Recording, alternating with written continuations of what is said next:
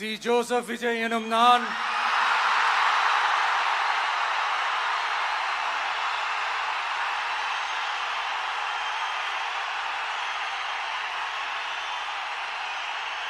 சட்டப்படி அமைக்கப்பெற்ற இந்திய அரசியல் அமைப்பின்பால் உண்மையான நம்பிக்கையும் மாறா பற்றும் கொண்டிருப்பேன் என்றும்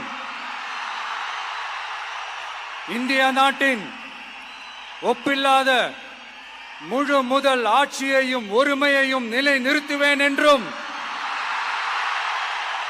தமிழ்நாட்டு அரசின் முதலமைச்சராக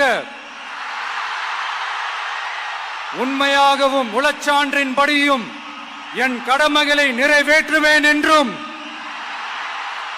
அரசியல் அமைப்பிற்கும் சட்டத்திற்கும் இணங்க அச்சமும் ஒருதலை சார்பும் இன்றி விருப்பு வெறுப்பை விலக்கி பலதரப்பட்ட மக்கள் அனைவருக்கும் நேர்மையானதை செய்வேன் என்றும் ஆண்டவன் மீது ஆணையிட்டு உறுதிமொழிகிறேன்.